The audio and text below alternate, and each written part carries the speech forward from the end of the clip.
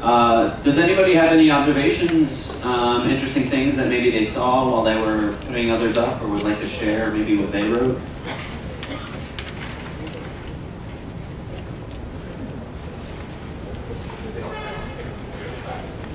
Tough crowd now?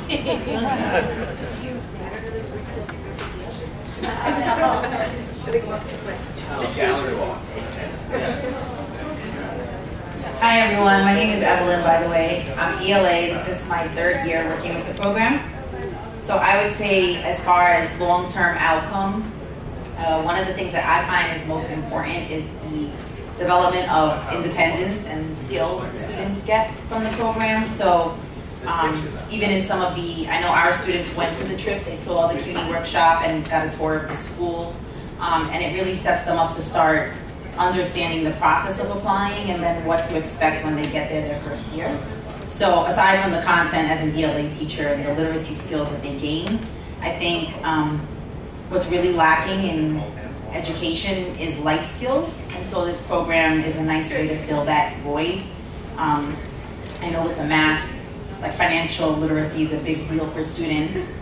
And I think for the ELA, a lot of what they learn as well helps them outside of the classroom. So for long-term outcome, I put independence and life skills. Anybody else?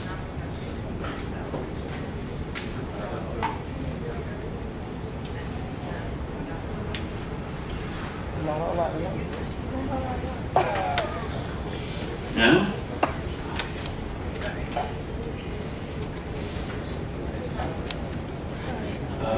For culture, I wrote the school environment that enables students to succeed, whether that's a focus on reading or persistence, but just the culture that they're surrounded by that helps them succeed in their years in high school and then prepare them for college.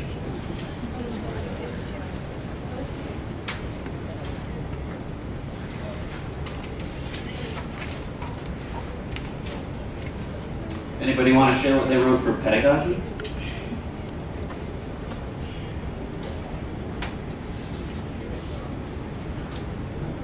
I wrote that it's what you teach and how you teach it.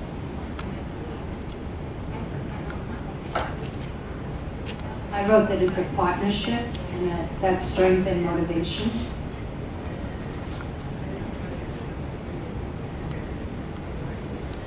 And content. I don't think anybody's said anything on content.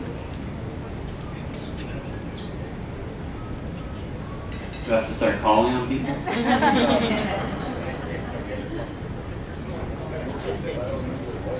You don't remember?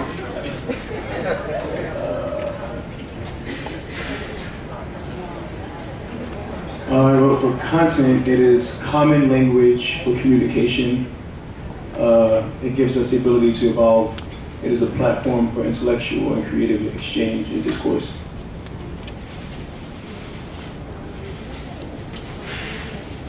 Great, so we've had some people give their thoughts, and we'll leave these up for lunch so you can take a look, maybe get some more ideas about these different ideas. We do want to definitely express to you that these words and what we're talking about here, it's the reason we're all here today. This is the first time in the 6 or 7 years of what was at home in college and is now linked that we're here together with the ELA teachers and the math teachers in an interdisciplinary sense because we do want to create a little bit of cohesion between the different groups.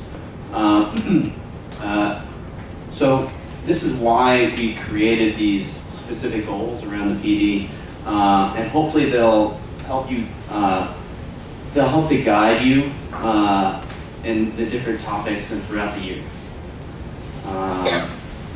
So does anybody have any questions or,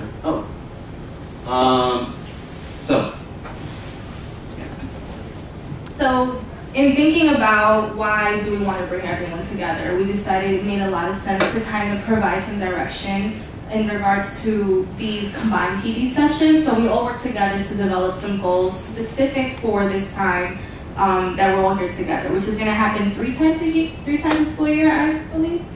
3 or 4, don't quote me on that, but we are going to see each other again. So the first thing we thought about was culture. So the first goal is to nurture a collaborative culture among community linked to success, teachers, counselors, and other partners as we work towards supporting program goals, mission, and vision for student success. Second goal talks about content. So it's to offer teachers guidance in a specially designed curriculum focused on foundational, subject-specific content knowledge and practices to support students who have previously struggled to master essential understandings. Third, we were thinking about pedagogy. So it's to complement the expertise of teachers and counselors by sharing and developing best practices that cultivate the holistic growth and development of each student we serve. I think this was very important because we were very intentional when we said to complement, because we all come from different schools. Each school has their own culture, their own practices, their own policies. Each one of the teachers and counselors brings their own experience and background. And this is not a forum for us to tell you how we want you to run the program, but for us to collaborate and share best practices from our end and on your end. So I think that's something to keep in mind. Then last, long-term outcomes. So you're going to see this term thrown around a lot. And I believe it was in the mission and vision slide that Teresa shared earlier. When we were thinking about all these changes that we were making with At Home and College, now linked, we really wanted to drive home the idea that for us, the goal is not just entrance into college. It isn't just a student being enrolled into college, but what happens after? What happens after graduation? Do they have the skills to be successful long term? So that's why it's to develop approaches that support students' long-term academic and personal goals, which kind of speaks to the life skills that you brought up, that foster college and workplace readiness as well as lifelong learning. So this is just something to keep in mind when we're here together doing this combined PDs. This is really going to dictate the direction of the activities and the work that we do here together. Any questions? No? Awesome. So I'm going to pass it along to Trisha. Before we go on, I'd like to introduce one more of our staff members, Jennifer Caban. Yay, Jen! She is our program assistant for the entire collaborative program. So welcome, Jen. And so we've talked about the goals, we've had some time to work together, but now we want to be more directive about how do we actually go about this collaboration. We're meeting a few times for this year together as a group of teachers and counselors. And so this next activity is meant to help us have a collaboration conversation, we're calling it, which is giving us a chance to actually dig in there to find out what does collaboration mean to us? What does collaboration mean in this space? And so we'd ask, if possible, if you're here from your school with your ELA teacher, math teacher, and the counselor, that you'd think about these questions. These are only guiding questions to guide the conversation. You might have others, but just to begin at a place, to begin thinking about when you're back at your school, when the school year begins, and everyone is thinking about your own subject area or your students in your own classrooms, to make space for a conversation on what that would look like. So just really quickly, some of the guiding questions are, is collaboration between teachers and counselors possible? What are some examples of collaboration? What does it or what could it look like? What systems or tools do we have in place to foster collaboration? What do we actually mean by collaboration? Is it making connections with each subject-specific area when needed? What exactly does it mean? In what ways do teachers and counselors already collaborate? And does collaboration mean getting assistance from our colleagues when working with struggling students?